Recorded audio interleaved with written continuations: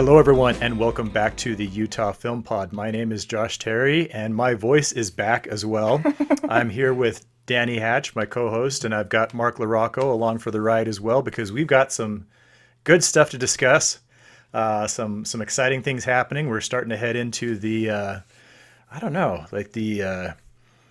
the meat of the 2022 releases. It's been picking up speed for a little while, and I'm kind of excited to talk about what we got to talk about today. Yeah, no, there's. How about you guys? There's a lot of fun stuff. Are you? Do you guys care about what we're going to talk about today, or is it? There's a wealth of information. I am super interested.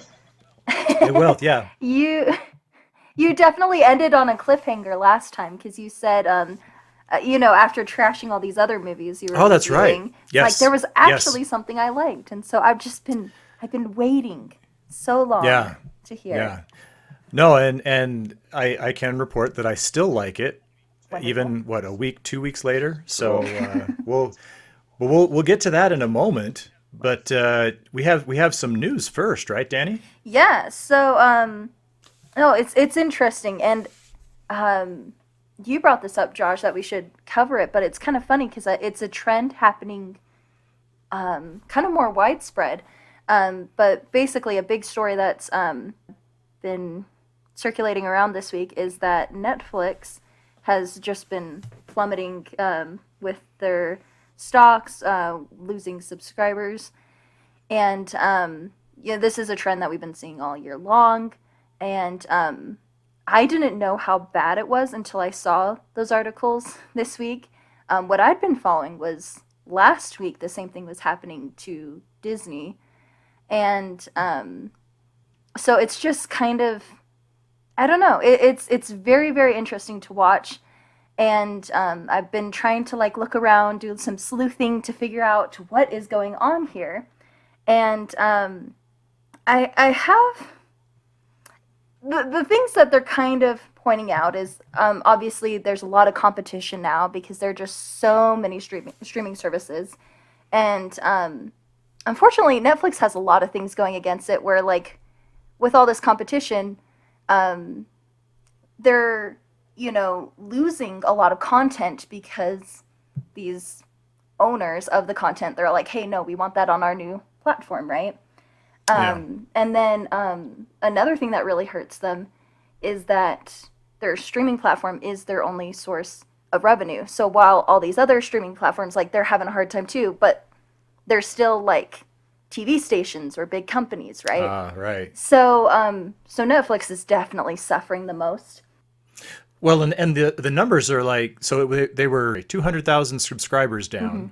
and then I think was it 25% down on their stocks this week? Is that what the number was? I'm not sure what it was this week, but I think it was 40 overall.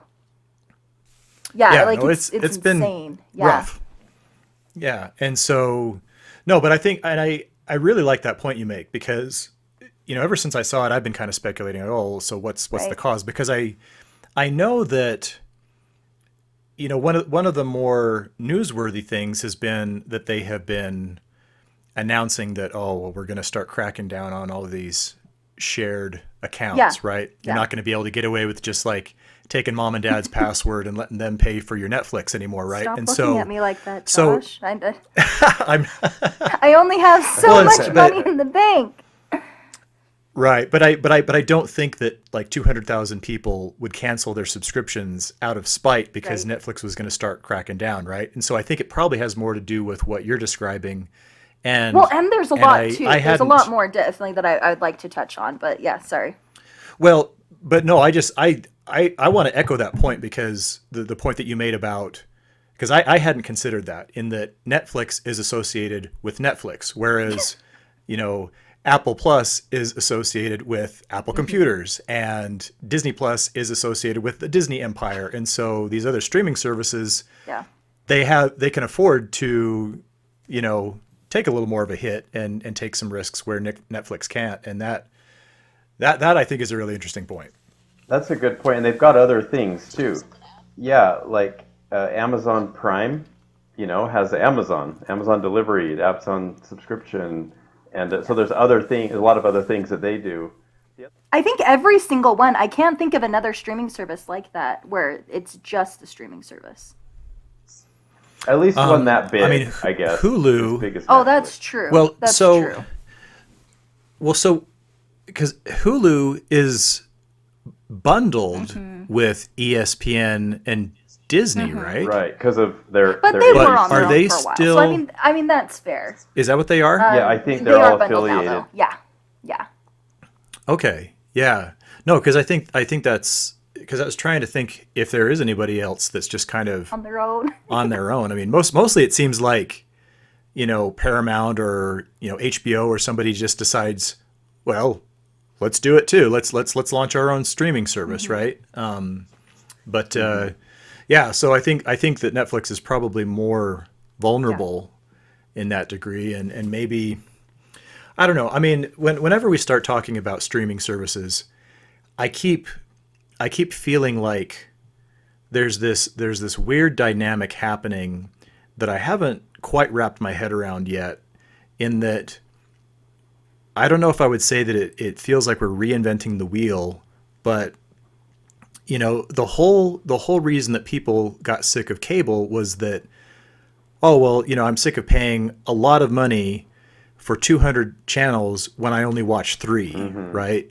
And so I remember thinking years ago, like, oh, wouldn't it be nice if we could just kind of pick and choose what stations we got? And so instead of having to pay for 100, we could just pay like $5 a month for three or four, and so pay $20 a month for the cable I'd actually want versus, $150 for all this unnecessary stuff. And so all these streaming services kind of feel like they have the elective choose whatever you want, but because none of them have enough, it feels like we're just kind of going down the same road where, okay, well, now if there are a dozen different streaming services and there are like 18 different shows that I want to see or movies. And so now I'm still stuck getting all of them because there's no one or two that cover most of what I want to see. Is that how No, you that's guys exactly Yeah, it. kind of experience this? I wonder what the next big thing is, because I remember when we cut the cord. I remember that, and it was a big deal. Our cable had gotten up to, I don't know back then, but it was like $60 or $55, and we got Netflix, and it was very soon after that we got Hulu, then we got Amazon Prime, and it adds up, but it was like still like we were like, hey, we're only spending $31 or whatever, $25, and I ended up getting Sling TV, which was $25 in and of itself, but it had a lot of cable channels with like NBA and some movie channels and HGTV and things. Yeah. And so there was like, we justified it because it's like, well, even Sling TV alone is still cheaper than cable. But then when you add up everything that you've got, and now we're paying for Apple TV. We had it free for a while. Now we're paying. I mean, we're talking like $60, $70 again for everything. Yep. For all the services. Right. And so you're right. There's a few that I almost never watch. I feel like maybe a couple times a month. But then you don't think, you're like, well, what if there's something on there I want to see? I don't want to cancel it. It's only $10 or Exactly. something. Or how they Yeah. trade around too, because there will be companies like, oh, now we have The Office. No, now we have The Office. I feel like that's one that's been passed around a lot, right? Yeah. And so if you're choosing this show, you're choosing whatever you're wanting to watch, you kind of have to follow it through these different services. So no, and I think it's funny too that it's gone up so much in cost to try to get all of these, because the main reason that I saw that this is happening is because of inflation and a lot of other economic factors where we're realizing am I going to pay for gas or am I going to pay for Netflix?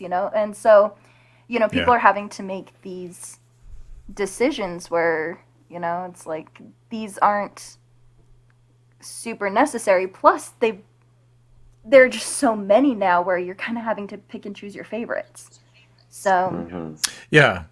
Well, and I mean, I would assume that if the content was superior, it would be very easy to justify, because what is it, about $14 a month now, $15 for Netflix?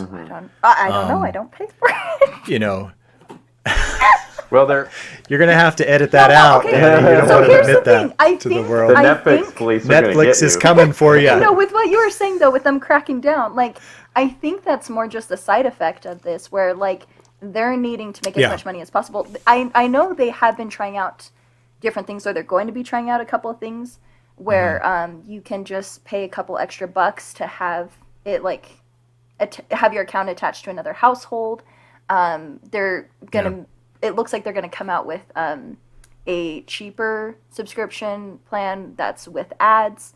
So they're definitely trying to make it Right. affordable, but it's like, you know, they can't afford to just let people take their family members' passwords anymore, you know? So, and honestly, Well, and people are tired of waiting for Stranger Things season 4. They just need to get off the July, right? You know, Well, get it done. that's a couple- Get it out there. I'll say this real quick. Out of all of them, I would pay for Netflix though, and this is the thing that I'm realizing with this story, and I'm really nervous for them, and I really Wait, so you're not paying for any of them? I'm kidding. I'm not. I'm not. Because like there are these family accounts, right? And it's like, why bother? And so, but Netflix, I would want to pay for it because, like, you know, they're definitely getting hit the most. But they're also kind of this underdog in the industry, and like I've really, really enjoyed the content that they've created, much more than any of the other streaming services. I think, like the original content. Yeah, their original content, or the ones that they've been able to give platform to. So like Tick Tick Boom went through kind of a bit of a production hell, sort of, and Netflix was the one that picked them up. And so they do a lot of stuff like that. Little Prince is one of my favorite movies of all time, and they did the same thing there. Mitchell's versus the Machines, I think that was Netflix, right?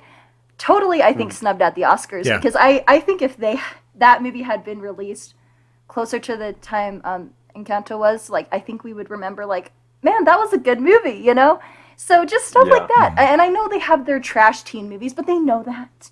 And, like, it's smart, because people watch those. I think that's a main reason why people keep their Netflix accounts. So, you know, it's just, I like their content a lot. And, you know. No, that's my, I mean, just kind of coming back to my previous point is that I have a handful of things that I absolutely love on Netflix. I love Stranger Things. I love Cobra Kai. I like, there's this, I'm Rust Valley Restores, I think is what it's called. It's about these Canadian custom car makers. You know, it's this, you know, there's just lots of fun stuff.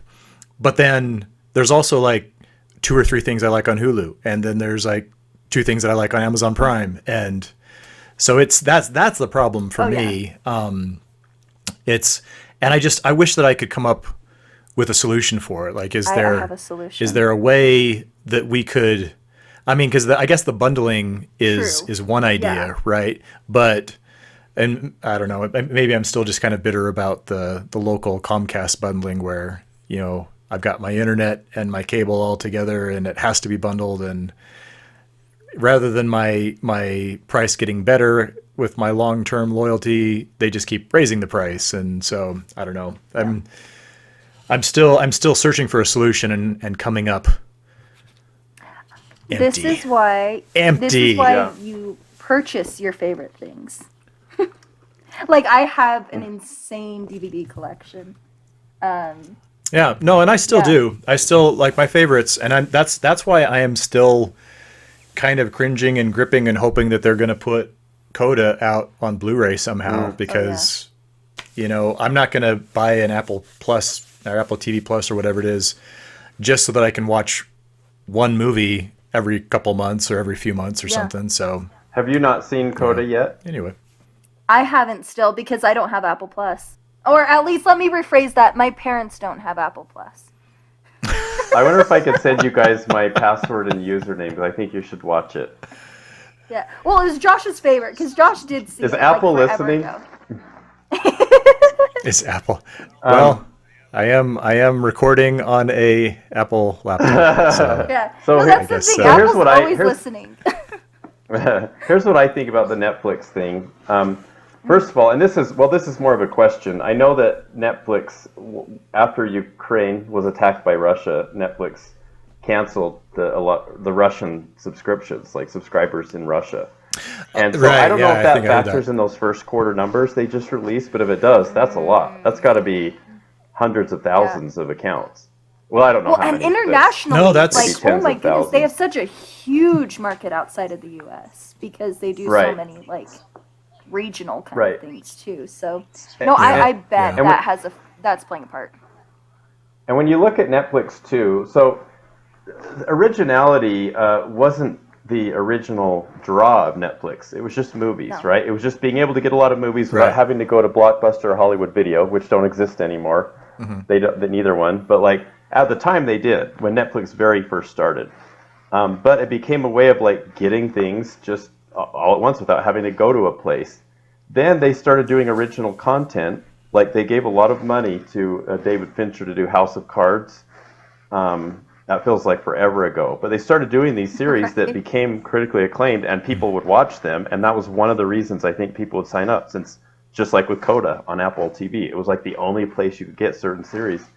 And so I've Yeah. enjoyed a lot of original series like Stranger Things and The Crown on Netflix. Although it does feel like it sometimes takes too long for them to produce other seasons. Like season 4 of Stranger Things does feel like it's been just too long. It's too long of a wait.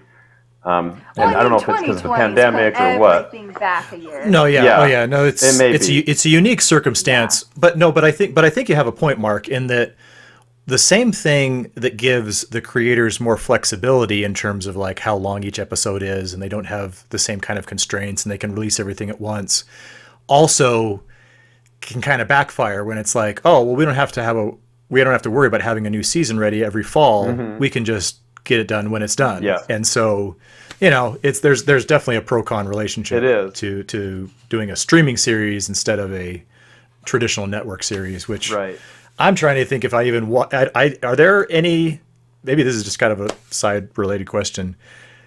Are either of you currently keeping up with a traditional network series, like any at all?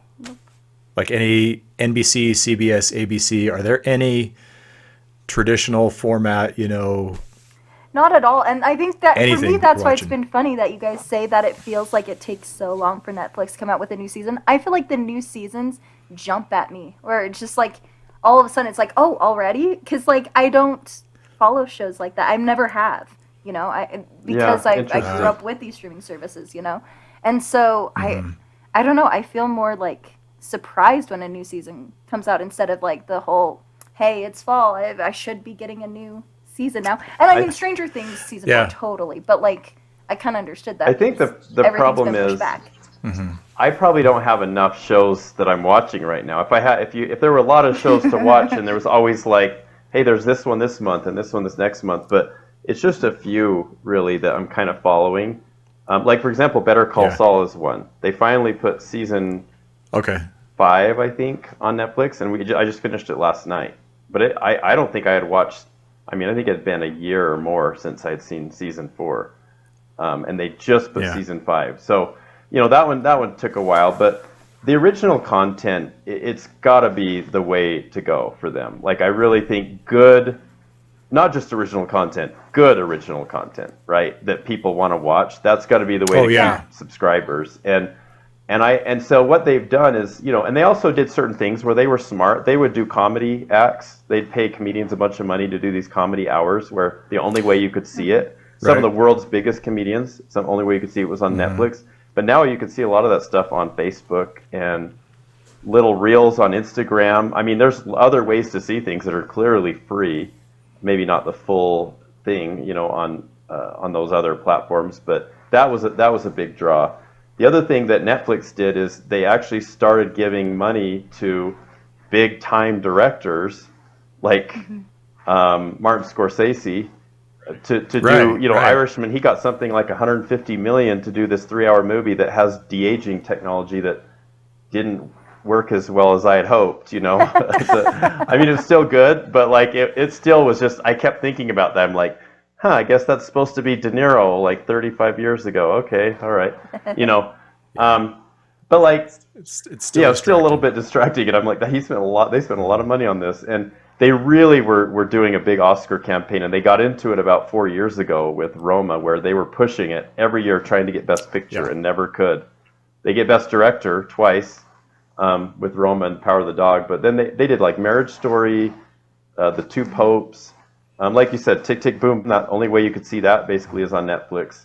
There's a lot of good stuff on there. Movies I look forward to every year. That's the only way I could see them is on Netflix. Well, I mean, it'll be interesting to see if this recent setback is an aberration, if it's like kind of like Danny, like you say, if this is just caused because of inflation and this is not a permanent thing, or if this is kind of the turn of the tide with streaming services somehow, because I would like to think that it's going to lead to something that will ultimately benefit the consumer, Yeah, right? Because when they think of when that's kind of the way innovation typically will work. But I don't know. This might be it might be interesting to revisit this subject in 6 months or Oh, a for year sure, yeah. and see if this was Yeah, the beginning of something good or the beginning of the end, That's or maybe true. So both. to I all don't our know. listeners out there, make sure you subscribe and stay subscribed. So mash then you that can see subscribe us button. revisit this. Yeah, exactly. Yeah. Well, I Yeah. I love how you said that innovation comment, because like something I'm noticing from this conversation, and it's making me feel a lot more optimistic about the situation, is that every step of the way Netflix has been the game changer here, right?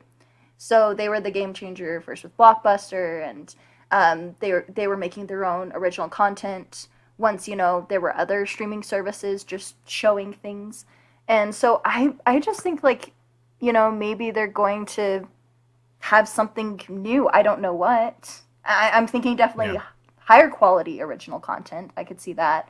But I wonder if they're Mhm. going to start doing something new to make all the other streaming services catch up as they always have been. So we'll see. Yeah, I So, yeah. so Yeah. one more Mark, thing. your final thought. Final thought. This, and I thought this was kind of funny, and I like Spielberg a lot. He's been kind of my all-time favorite, especially childhood director. But about when Roma came out, he criticized Roma for being eligible for the Oscars because it was a Netflix Yeah. movie. So this is kind of like the first big streaming moment with the Oscars was Roma, and it was Alfonso Cuarón, which is a well-known director. He won an Oscar for Gravity. He did end up winning for Roma. Yeah. Right. But Spielberg didn't like that. He was a traditionalist, like Coppola and Scorsese and some of these older guys. Well, he just signed a multi-movie term deal with Netflix.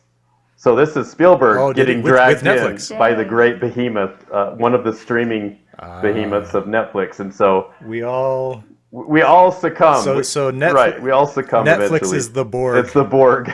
Resistance is futile, Mr. Spielberg. So that's interesting. So what if Netflix is like the new theater showcase where we see the next great thing by our favorite directors, right? And all the other streaming services are just picking up all the scraps of like TV shows from the 90s and early 2000s.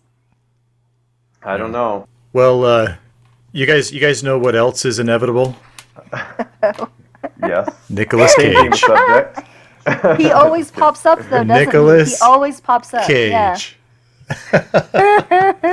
No, that semi-awkward segue is leading into our next phase. Which is super fitting of the for episode. him. I mean, come on, that's actually kind of perfect. Oh yeah. Well, and I'm in a good mood because right before over dinner tonight, before I got ready to do our recording, I watched about the first half of Con Air, and so I'm in a Nicolas Cage zone right now. Well, why is that, No, Josh? Why are you? It's in so a- okay. Well, so many reasons. Most in newsworthy terms, Mr. Cage has a unique new movie out, which is coming out, I believe, this weekend. And it already debuted at, was it the Southwest Film Festival a little while back? So it's kind of been making the rounds, but I think it's going to get its wide release here pretty soon. Yeah, IMDb is telling me the 22nd. And this movie, which we've actually kind of previewed before, Danny, I remember you mentioned specifically that you were looking forward to Oh, this yeah. one, The Unbearable Weight of Massive Talent. And which is, well, I mean, for sure, it's one of the best movies I've seen so far this year, which compared to what I've seen this year isn't much of a compliment, but is meant to be a compliment. This is a fun movie, a very, very unique kind of premise that I think, as we were warming up, I think, Danny, I don't think you said this on the air yet, but like you made the point that this is the kind of movie that only he could really do. The idea is so Nicolas Cage is playing himself, and so it's kind of set in the quote unquote real world where the actor Nicolas Cage winds up getting involved in this kind of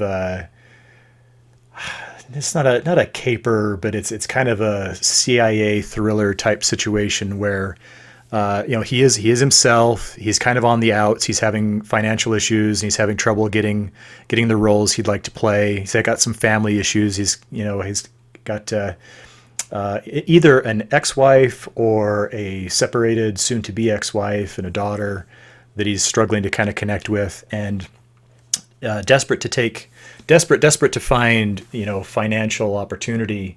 He accepts an invitation from this wealthy European named Javi, played by Pedro Pascal from The Mandalorian, which I know, Danny, was going to be really very thrilling for you.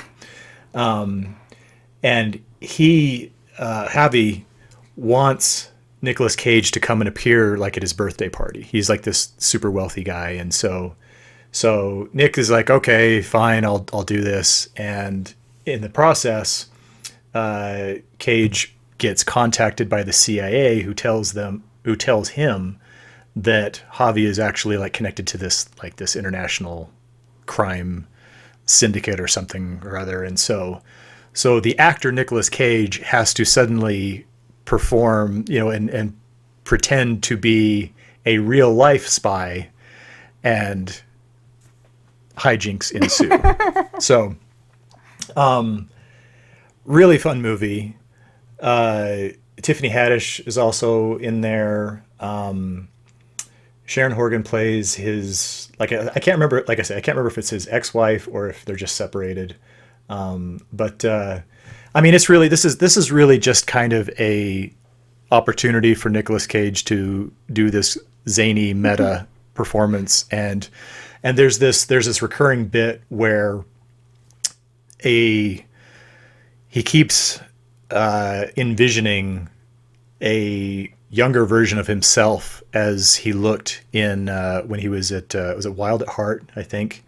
And so he's always kind of like having these inner conversations with his past self about his career and what he used to be and what he should be doing, and so it's a lot of fun, and it's great. It's very much a comedy, and kind of an action comedy meta type thing.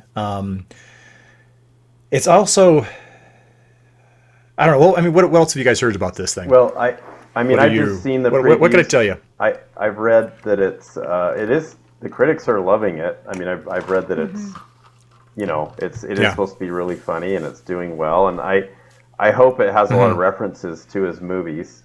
I mean, I don't know, maybe it doesn't, but it looks hilarious. So yeah, So no, it's really good. Yeah, no, and Danny, I think you mentioned that you're looking forward to it, and I think it'll be satisfactory to you. Wonderful. I think you're No, I just, I think what you're anticipating will pay the off. reason oh my goodness, I loved that trailer, just seeing the whole premise of it, and this is why I think like he is the only person who could play this role. Like, he's the Right. only person who could exist in a movie like this, right? Like, and the whole premise. It works because it's Yeah, him. exactly. It works because it's Exactly. him. It really does. What about being But the- John Malkovich, though? Oh, Well, and see that because it made me think of that. Yeah. It made me think about the idea that because in a way you want to compare it to that because it also plays off this whole concept of an actor in real life, but but where that one is very surreal Yeah. and very just kind of heady, and this Supernatural is and a much dark. more right. No, this one is much more. It's more traditional and accessible. Like audiences aren't going to have to wrap their heads around what's going on. It's pretty obvious. It's just like Nicolas Cage is himself, and he just finds himself in this crazy situation. It did occur to me, and I don't know. This might be something that a lot of fans and audiences won't care about, and maybe it's just kind of one of these things that we think about as film critics and journalists and stuff. But it did strike me that this movie has a lot of kind of insider joke humor where, like, how the Oscars and Hollywood awards in general are very fond of rewarding movies about themselves. Like, if there's a movie that's about making a movie, they'll love that because it celebrates what they do. Yeah. Exactly. This movie very much has that dynamic where there's a lot of jokes about, oh, how am I going to get this role? What am I going to do with my career? And so, just one of the kind of the subplots is that, Cage and his host, they decide that they want to make a movie together. And so they're brainstorming and they're trying to come up with ideas, and they get really kind of heady into the whole, like, deep in the story and the screenplay concepts and stuff. And it's the kind of thing that you'll appreciate a lot more if you have kind of an understanding of what goes into movies and maybe have had some of that experience. But I could also see some people who are kind of fed up with, Hollywood, just kind of rolling their eyes and saying, oh, this is another navel gazing thing where they're just so focused on what they do and they think that it's so great. And so, I don't know though. I mean, if you feel that cynical about it, you might just hate the movie anyway. But I could see that as something that one part of the audience would really like and another part of the audience would actually just hate. Well, I'm wondering with that. I have a question. Because it's kind of that insider idea.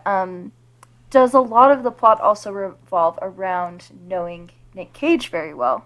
Because I'm wondering if that could be, while that's a great pull, like, a lot of fans are wanting to come and see this, right? For people who aren't familiar with him or are kind of turned off by him or something, like, would this not be a good movie because you kind of have to be more of a diehard fan? Like, what level of fan? Yeah, so I have two answers because there's two parts to your question, right? First of all, if you're not super familiar with Nicolas Cage, you're not going to miss a ton because they don't have like a constant overabundance of references to it. I mean, there's a generous number of references and some really great jokes that you will miss if you aren't familiar with his stuff. But you also said if they're not really crazy about Nick Cage, and if you already kind of don't like his work or his style, then I would definitely avoid this movie because it plays off the idea that he's kind of this crazy eccentric actor. And so, but here again, I mean, I honestly can't see how anybody who hates Nicolas Cage would even consider watching this movie. That's true. But I think even if you weren't super familiar with him, it's still easy enough to follow what's going on, and the jokes that you miss wouldn't. The humor is not just dependent on knowing Nicolas Cage. It's pretty, like, the story still stands on its own. There's a very diversified base. Okay. Oh yeah, right. No, they could. I mean, you could very easily have made this movie with just some fictional actor who was an actor thrust into the a real life role of having to pretend that he's working for the CIA or whatever. But it makes it that much more fun to actually have somebody who is an actor and who's somebody who is Nicolas Cage do this. And I think that's what kind of puts this over the top. Maybe it reminds me more of JCVD. Have you ever heard of that movie? It's Jean-Claude Van Damme playing himself. Okay, no. And also, when you were describing that a minute ago, I just thought of the Three Amigos, too. Oh, yeah? Oh, right. Okay. I mean, they're not real actors, and so, but they're like, they don't know they're in a Yeah, you know how that goes, but Yeah, yeah. No, I mean, it's very much a celebration of who he is and what he's done over the years, but not. But that's not the priority. Like that is something that enhances the movie. It's not the point of the movie. yeah. And so instead, I think it's actually up to us to celebrate his many movies and his great achievements, which is, the objective of the second half of our episode today. And how's that for a I segue? love that. Well, to kick that off, I just Yeah. because my big thing with this, and this is why I was super interested in this film, is because what hooked me immediately was that premise of how the Yeah. reason he got wrapped up in all of this is because of money issues and he's taken up this gig, right? And it's just like, isn't that Yeah. the Nick Cage story? Is like, why on earth is he in this movie? It's like because he needed the money, right? Like he is just the Yeah. epitome Yeah. of that, right? So Right.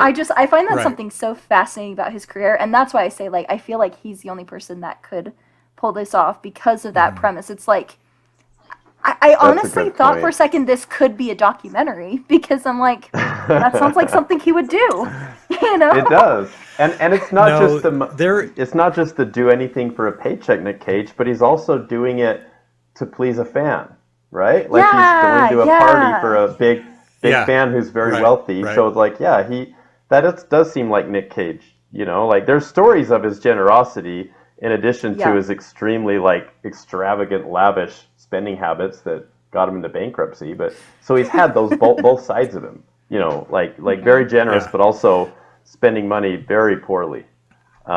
So Well, and yeah. that's one of the more fascinating dynamics I've noticed where somebody either plays themselves, like in this movie, or plays a character that is clearly supposed to be that person. I mean, I'm thinking about Chevy Chase in Community, where he's not playing Chevy Chase, but he's effectively playing a character that's supposed to represent Chevy Chase, and it's not complimentary. And there's kind of this added, kind of subtext level where you're just thinking, what's going on in his head right now? Like, is that got to be just, is it tearing him up? Is he just not really thinking about it? Is it just, nuts to it? I've just got to do this, grind through this and get the money.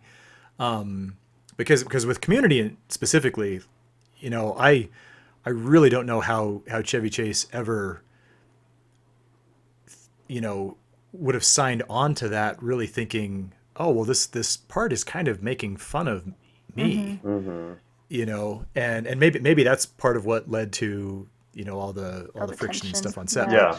I mean, with this movie, it's not really making fun of Nicolas Cage in a way that I think he would be uncomfortable with. I think Oh he yeah.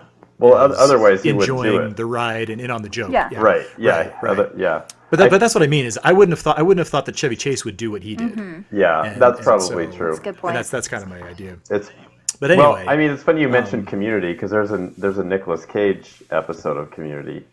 Remember that when Abed? oh my gosh, I'm trying to remember. So there's Abed does like a report and a classroom presentation on Nicolas Cage, and it's really funny because he ends up doing this really cool impression of him and tries to decide if he's a bad actor in good movies or a good actor in bad movies. And the whole thing is this dichotomy of Abed trying to figure out exactly what the heck is Nicolas Cage, and he how he obsesses. He has this obsessive personality, Right. And so he does that. About Nick Cage in this episode. You should find it and watch it. It's pretty good. Okay. Oh no, I'm sure I've seen it. Because the first one I think about is when he did kind of the same thing with Who's the Boss, right? Like Yeah. Because that was that TV show. Like the entire class Right. was about the TV show Who's the Boss. And it was like the crowning, obsession of the professor, and Abed just destroys him Yeah. and ruins his passion. But anyway, Yeah. no, So in honor of the unbearable weight of massive talent, I thought it might be fun to take a moment and share some of our favorite Nicolas Cage movies. Maybe try to do a little analysis on the career, on the man, on the myth, The legend. and maybe we can as usually is kind of a positive thing. Maybe we can kind of recommend some things to each other we hadn't thought about, and if nothing else, just have a good time talking about Mr. Cage. So Danny, you mentioned that there was something specific that you wanted to kind of bring up, and hopefully, you think it'd be a good thing to lead off with? Maybe. Not? I think it's a good disclaimer because I feel always like every single one of these episodes, I'm just always receiving recommendations from you guys because I'm just so woefully unprepared. And like, to be fair, this guy's IMDb page is so full for a guy who's not 90 years old. And so So my experience with Nick Cage is strictly like PG. I've noticed like all the movies I've seen. Sure. But it was kind of funny looking at some of them because like a lot of them, I really like him as a voice actor. Like I love it when he pops up in something like Into the Spider-Verse. Like that's what I was thinking of, yeah. Like his new art is just like, it's like anytime Jeff Goldblum suddenly pops up in a movie or an ad or something, it just makes me so happy because like that voice and just the mannerisms and everything, I love it. This is probably my favorite performance of his. I think it's super underrated.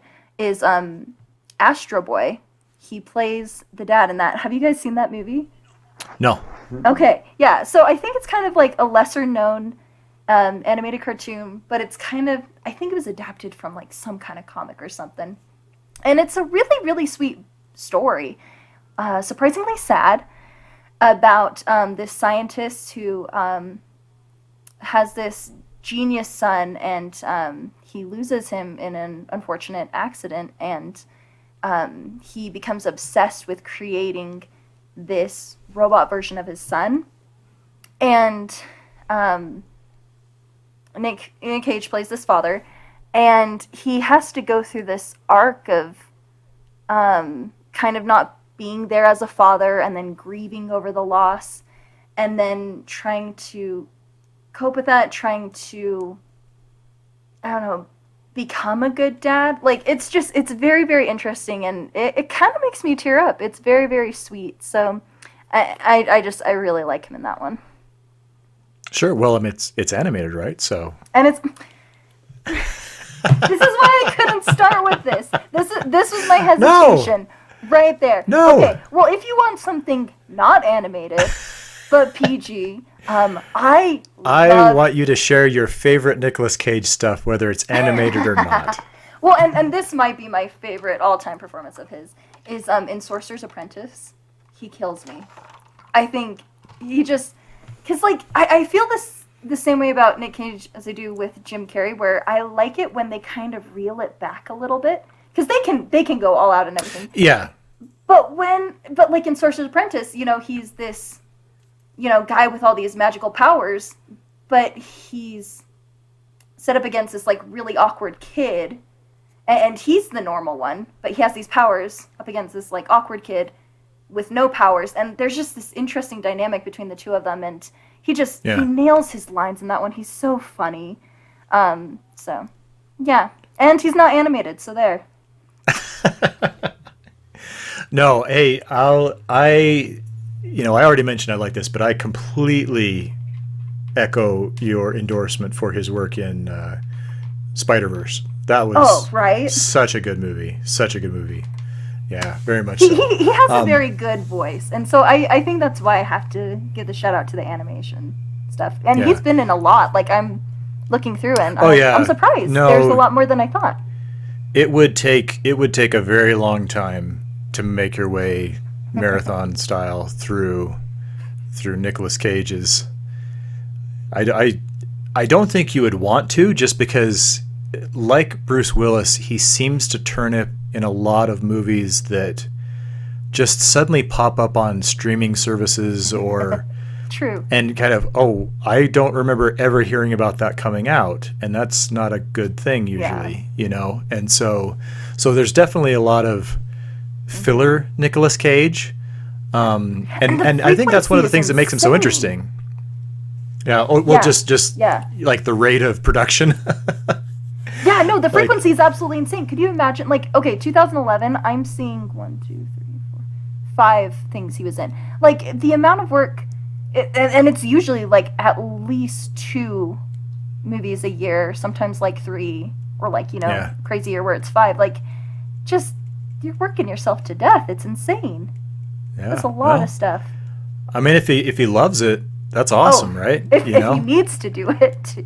Well, and there's that too. Well, that's a question, right? Like, is he? Yeah. I mean, if he just loves what he does, then more power to him. But Yeah. if it's more out of necessity, then I guess you got to feed the beast. But so okay, so to recap, then, Astro Boy, Spider-Verse, Sorcerer's Apprentice. Those are like your favorite Nicolas Cage movies. Yeah, I think I'd stick to that. And I mean, of course, the National Treasure movies.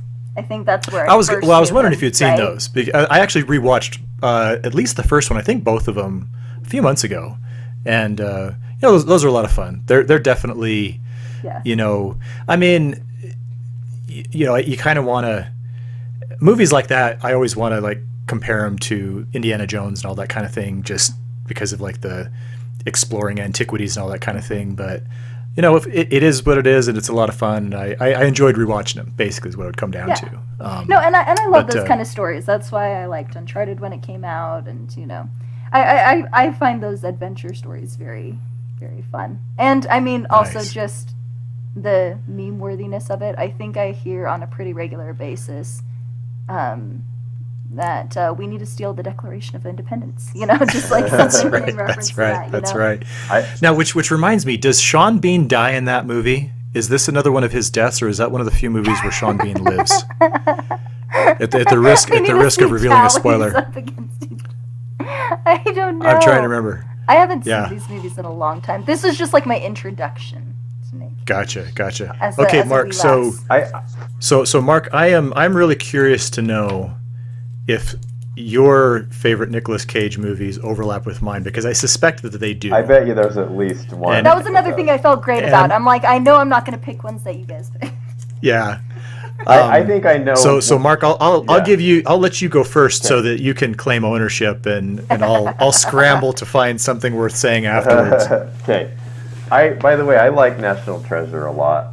That was a lot of fun. It reminded me of actually reading the first time the Da Vinci Code, and it's like the Da Vinci Code movie too, but it's like those sort of mystery kind of Yeah. racing from one thing to the next. Everything's a clue that like somehow he can figure out. That just seems like he's pulling it. Like you don't know how he can figure it out, but he does, and it was fun. It was like the Da Vinci Code American style or something. Yeah, I like that one a lot. One that I like and it's kind of a more, because he does so many kind of over the top, kind of funny, bizarre performances. This is more, I would just say, mainstream. Is World Trade Center, and you don't even think of it really as a Nicolas Cage movie. I loved it when it came out. It was, I think it came out the same year as United '93. Maybe not, but it was, And it was Oliver Stone, wasn't it? Right. Yeah, and it's kind of weird. It was kind of in another way. Yeah, another way. It was like Oliver Stone's most normal. It was a very non-Oliver Stone-like movie. Non-controversial movie. I mean, you hear that Oliver Stone's going to make Right. a movie about 9/11, and you assume it's going to be like that documentary Loose Change or something. Inside Job. W the Killer. He did make a movie called W about George W. Bush. But anyway, it was great. That's right. It was really emotional, and it's a survival story of two guys trapped in the rubble, Michael Pena and Nicolas Cage, that are they're police officers, and and it's just kind of a survival story. There's not a lot of tricks to it. It's not a complicated plot, but it was just very affecting, and thought he did a great job in it. And I don't think he wasn't overacting in it either, from what I felt. It was a good performance. So that's one and it's not one that really ever comes up when you're talking about Nicolas Cage, but he was in it. Oh yeah, yeah. So another one that I really like is Matchstick Men. I don't know if that was on your list either. Well, it wasn't on my list, but since you brought it up, it was a movie that I reviewed when you were my editor. That was one of the movies that I covered in 0304, and I remember it specifically because it was one of the few good movies I reviewed that year. And so, no, I'll always have a Utah State association with Matchstick Men, with him and oh my gosh, what's the actress's name? She was only in a Alison handful Lohman. of movies, but she was so good. Alison Lohman, Yeah. plays Yeah. plays his kind of estranged daughter. She's kind of a con artist and all this, but no, go ahead, keep talking. I like love it. Matchstick Men. I think it's has a great twist in it, and he has these little tics. He has like Tourette's and OCD, and so obviously he gets to do all the Nick Cage stuff to portray how he's going to portray these, mental illnesses and stuff. But it's about con men, and it's probably not too big of a shocker, that there's a twist, because almost always good con men or caper or heist movies have a twist where somebody is maybe not who you think they are, right? But this one really got me. Like I didn't see it coming, And that's the problem sometimes too with I think telling somebody that there's a twist without telling them what it is, then you watch for it, So like I was gonna say you start trying to figure out what it is. Right. And I didn't even know that when I saw it. So luckily I went into it cold and didn't know, and it was great, and it was a Ridley Scott movie, not the kind of movie he normally does either. Yeah. So it's funny, and that's one of the ones that's on my list for Nicolas Cage, and This one's on my to watch list actually, because I watched the production notes on this movie in one of my classes, and it was a movie that like a lot of care went into. I mean, with Ridley Scott, of course, but just very fascinating how they like selected everyone who was in it, and this was one of those moments when it was like, oh, we have to have Nick Cage for this, and so it I'm very, glad very we brought it up. Yeah, because I think that's a perfect example. I mean, I think that there are a handful of movies that are kind of the obvious. Oh yeah, we associate Nicolas Cage with this, this, and this. Matchstick is one of those movies it's very good, but I don't think you would normally think of it as one of a go-to Nicolas Cage movie. Yeah. And so here we are doing a great service for our listeners by giving them something that they likely have not seen. So. Good on you, Mark. Yeah. What else you got? Another one, and I'm not dipping into the 80s movies because I have a feeling that there's at least one of two that you're going to pick. But this is a 90s movie. Oh, am I that predictable? Well, I know. I Okay. think we may have talked about this before, but this is a 90s movie, and I remember seeing it in the theater with a bunch of friends when we were graduating from high school. We went to a bunch of movies in a short, like a 3 or 4 month period. We went to a bunch of movies, and I remember almost all of them just because it was like, I don't know. It was just a really fun summer, and this was The Rock. This is like peak Michael Bay, I would say. Just ridiculous plot and crazy. He has such a funny character. Like, there's characters in the movie that swear, and it's a rated R movie, and he deliberately goes out of his way not to swear. Like he's a funny guy who does not swear, and so he uses all the like euphemisms for swear words. And it's got Sean Connery and anyway, yeah, that's a good one. And the Rock refers to Alcatraz in San Francisco, and that's where a lot of it takes place. Yeah. Not the wrestler turned actor. Right. It's not about it's not about Dwayne Johnson. Right. Or the guy who just got slapped at the Oscars. Nicolas Cage played Dwayne Johnson in the biopic. Yeah. and looked great. Right. Be careful, you're giving him ideas. Yeah. I would love to see Nicolas Cage play Dwayne Johnson. Now there's somebody else that we could do an episode about him sometime. Anyway. The Rock was a good one. That gosh, well, and see, because what was fun about that one, I always hear like that one always comes up with like the whole idea of the fan conspiracy theories, which was that the Sean Connery character, the Sean Connery character was actually supposed to be James Bond, and that like he had been taken into custody years earlier and holed up on Alcatraz for 30 or 40 years, and then Nicolas Cage busts him out in order to do this, or whatever it was, and yeah, I love that. That was a fun Oh, one. that's funny. Yeah, so those are kind of my three main picks. I have a couple oddball picks, but they're not as well known movies. One is called Adaptation. It's where he gets to play himself as he and a twin brother, and one of them is a screenwriter struggling to adapt a movie, and it's Charlie Kaufman, I think, is the screenwriter. Right. And I think I'm trying to remember if he did Being John Malkovich, but it might have been Spike Jonze. But it's a Being John Malkovich-like story. It's just layered and weird and meta, and they're very right. similar. I think he does an awesome job in it.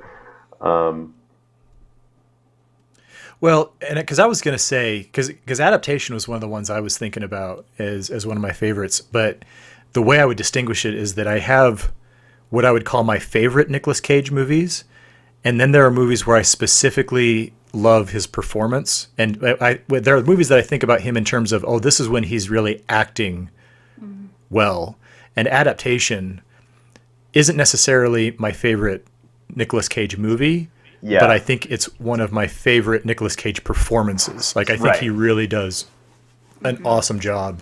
Yeah, with that material. Yeah, what it really is about, and this is why I say it's meta.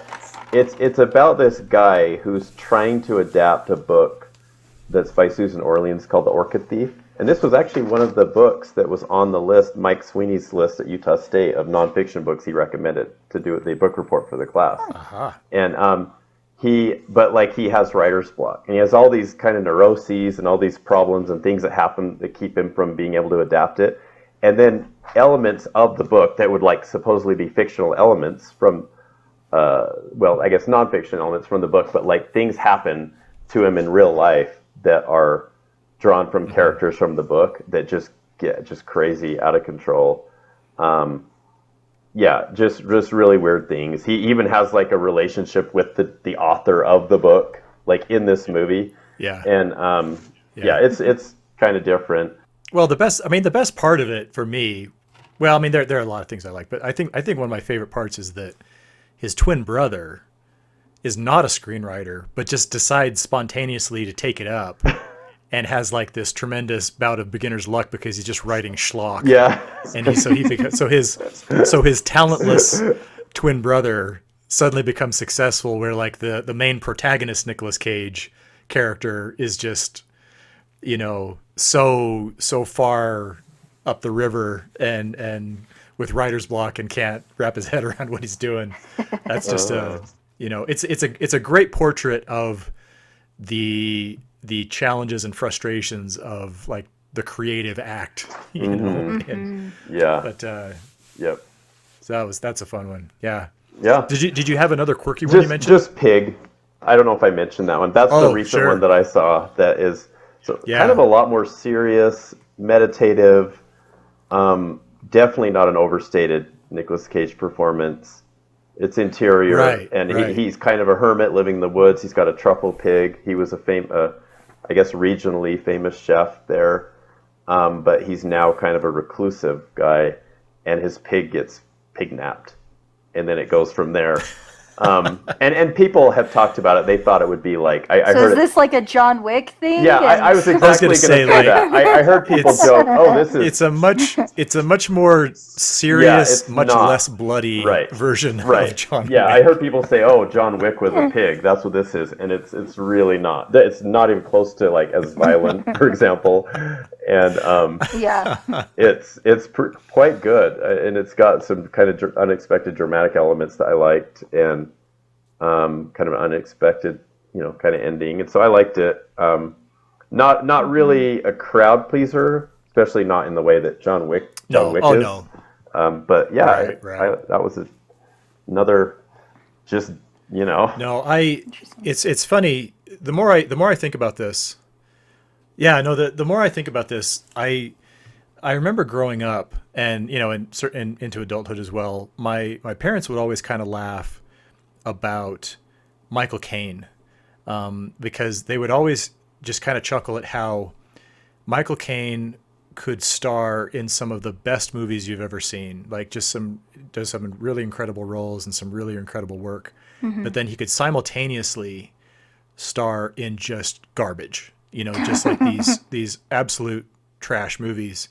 And the ones that springs to mind is that was it the Jaws 4, the one where like the shark is like tracking the family across, from the eastern seaboard to the Gulf of Mexico, and just a really bad one. And it occurs to me that Nicolas Cage has some of that same dynamic where he is in some of the greatest movies and is capable of some of the absolute greatest performances, but then also has this way of turning up in some stuff that is just like, how on earth, did you wind up doing this, and I think, I mentioned it earlier, I think Con Air kind of like splits it right down the middle, because Con Air is definitely not one of these kind of just shows up on a streaming service and you hadn't even considered it. I mean, it was very much kind of like a big kind of over the top blockbuster.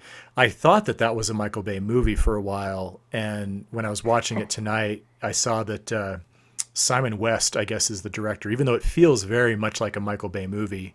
This is the one about like, Nicolas Cage is like, he's just about to finish he's on parole, and he's flying home on this airplane full of convicts who are being transferred, and they hijack the plane, and so he has to like save the day, and he's got like this incredible wig and long hair and wearing a white tank top. It's just so over the top, and it's a very, very signature late 90s big dumb action flick.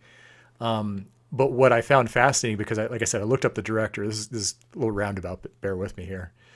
So Simon West, I'm thinking, well, who the heck is Simon West? What else has he done? So I get into his IMDb page, and I see a couple of like vaguely familiar movies.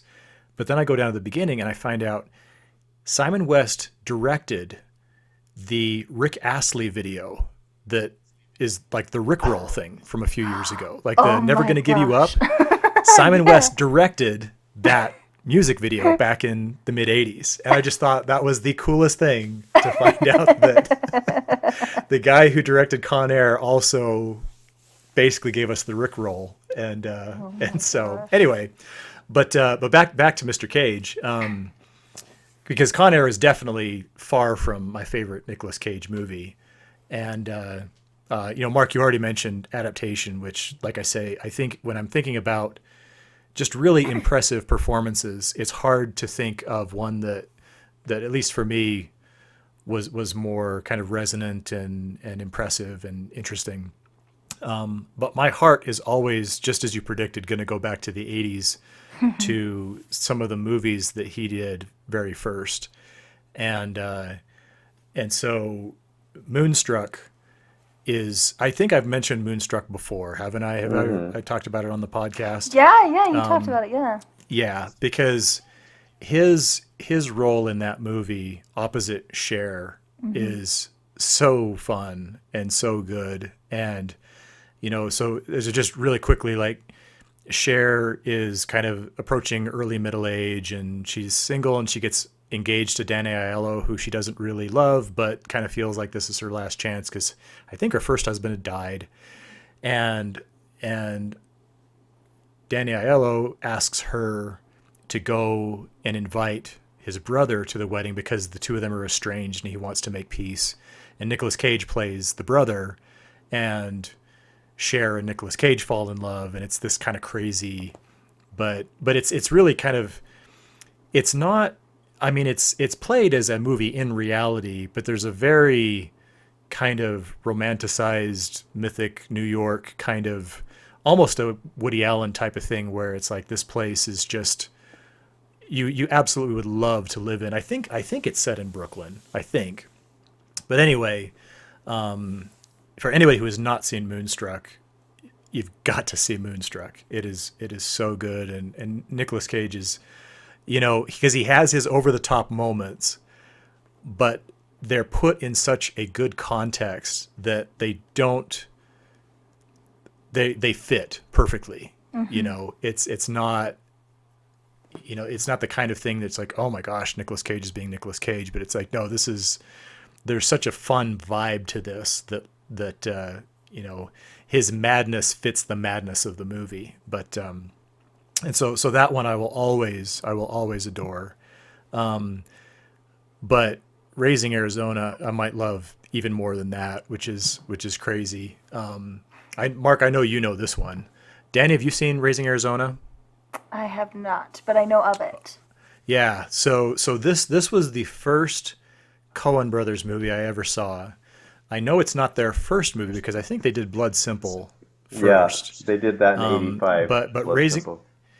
yeah, right. So Raising Arizona I think was like '87. A couple years later, it's this wacky slapstick over the top comedy, and Nicolas Cage plays this failed bank robber who, well, not even a bank robber. He's always holding up convenience stores, and you know, the beginning of the movie is him like in and out of jail repeatedly over, you know, a couple of years time, and then he falls in love with a deputy played by Holly Hunter, and they wind up getting married and moving into this trailer in the middle of the Arizona desert, and they want to have like a good pure law abiding life, but they can't have kids. And so they decide, and this sounds horrible when you just say it, but in the context of the movie, it's not nearly as horrifying.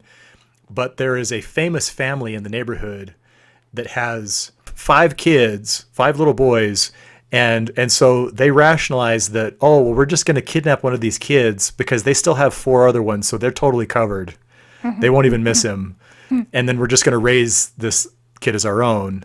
And in the meantime, a couple of his old cellmates, you know, kind of fellow prisoners, they bust out of jail, and John Goodman is one of them, and it's just this, like, from the description of the plot, it has to be crazy to work and to you know, to actually come off. And it's funny because it's most definitely Nicolas Cage, but I've never seen him look like that before or since. Like there's just something really kind of unique about his look.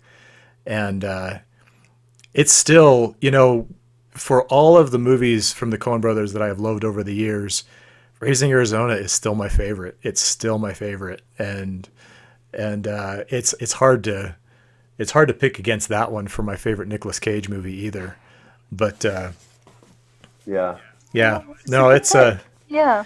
Those movies No, where it's- he's kind of at the shallow end of the gene pool, like Moonstruck and Raising Arizona, he's pretty funny at that. You know, he does. He has kind of this skinny hangdog look to him, and yeah, he doesn't look like that in a lot of his movies. And he kind of had the longer hair and the mustache, yeah. I believe. Well, and Yes. around the same time, he also did Peggy Sue Got Married, Okay. and I think of, because there's this group of movies that I remember seeing him in when, you know, and they weren't his first. Like, I want to say his first role might have been in Fast Times at Ridgemont High. I think he has this really small supporting role.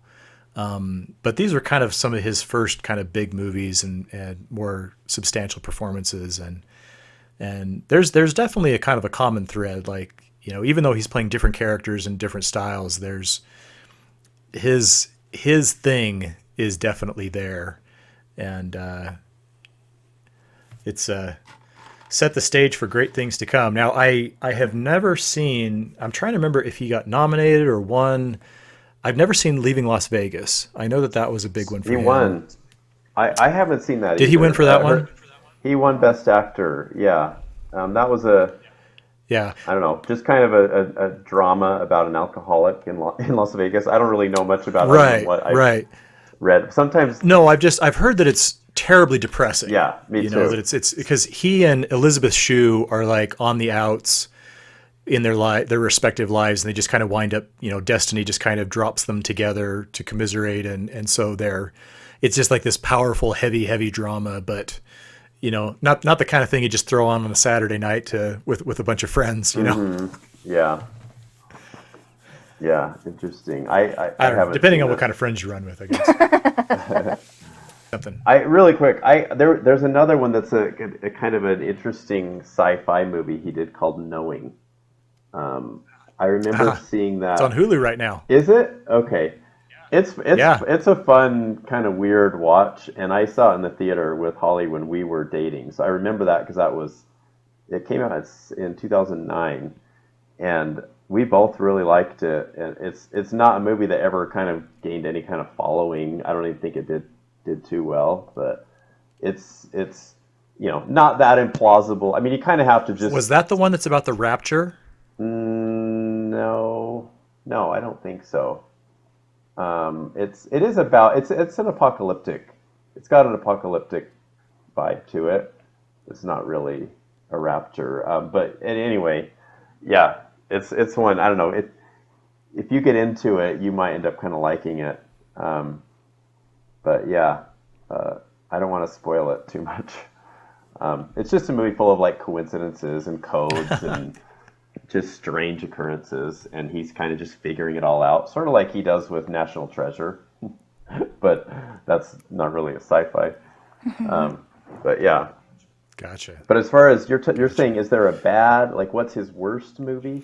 Yeah, like is there a because this is clearly somebody who has a very wide range in terms of the quality of the movies that he's been in. And so, we can pick out our favorites, but is there a I can't believe I watched this, wasted my time, what on earth is Nicolas Cage doing in this? Anything that jumps out? I'm not I to be fair, I have not prepared this either. I'm just kind of thinking off the top of my head No, here. it's a great question because I feel like, unfortunately, he's lost a lot of credibility in recent years because he's just been in so much, like he hasn't been selective. So Hmm. while he has proven himself, you know, like I'm just thinking like The Wicker Man, right, is probably the Well, most because that's famous like yeah, bad performance, right, or like just right. ridiculous movie. Which I Um, haven't seen because it has exactly. such a bad reputation. Yeah. Exactly. So like I haven't seen him in anything I haven't liked, but like I feel like that's just a common knowledge sort of thing. Like we all just think this way about him. Yeah. I don't know. Yeah. No, because I haven't seen Ghost Rider or That was there another one there I were a was lot thinking. of Yeah. yeah, kind of well, it seems like the 2000s in particular, and maybe some of the Yeah. last 10 years, there have been a lot of just not necessarily cheap straight to streaming video type things, but some actually because Wicker Man and Ghost Rider were presented as pretty wide releases and not blockbuster hopefuls, but I don't think anybody was trying to sneak them out into the population either. But Yeah, I don't know. I think a lot of the movies that would be considered his turkeys or bombs, I haven't seen them either. Just avoided them because I'm like, well, I don't want to watch what's considered to be a bad movie. Yeah. Um, Exactly. I know there's some I definitely would like to see. For example, I never saw Bringing Out the Dead, so I'm not a Martin Scorsese completist by any oh yeah, stretch. But that's one that he did in 1999 that I remember was a big. Some critics really like it. Ebert really liked it that year. Um, now have you seen Face Off? I have not. I need to. And actually, You I got just Mark. saw You got to Con see Face Air Off. like last year. I was really late to the party with Con Air, but I haven't seen Face Off. Face Off's better than Con Air. Face Off's way better than Con Air. Like I have been hearing of the legend of Face Off for years, and then finally saw it about a year or two ago. And while I wouldn't say that like this movie changed my life, I will say that it at least like 90% lives up to its reputation. It's bonkers. It is such a weird, just ludicrous, I mean the basic premise is that John Travolta is a cop and Nicolas Cage is some infamous bad guy, and through a unbelievable string of events they wind up having a mutual surgery where they switch faces. And so Nicolas Cage is basically doing a John Travolta impression for 2 hours, and John Travolta is doing a Nicolas Cage impression for 2 hours, and it's just as awesome as it sounds. Oh my So interesting. gosh. Because, like, I'll say one actor who I probably have never been impressed with in any movie that I've seen him in is John Travolta. Like, I don't know. Well, I it's just. because you haven't seen Saturday Night Fever, obviously. Oh my gosh. Oh my gosh. But, like, I think that's such an interesting combo, an interesting face off, right? Like, I don't know. Yeah. That's interesting. Oh no, it was. I mean that in a lot of ways, it seems like that was a movie that could only come out at that time. Like I don't know. Because what I find so crazy about it is that we watch it now and it's so over the top and campy and ridiculous. Mm-hmm. But what makes it so bizarre is that it's being played straight, and you know that at the time it was presented in utter seriousness. Like, this is supposed to be cool, and there's just kind of a lot of kind of cliched, very over stylized stuff as well that within 5 years you were rolling your eyes at, but especially now. But yeah, no, if you appreciate the more campy, over the top Nicolas Cage stuff, then Face Off is a must see.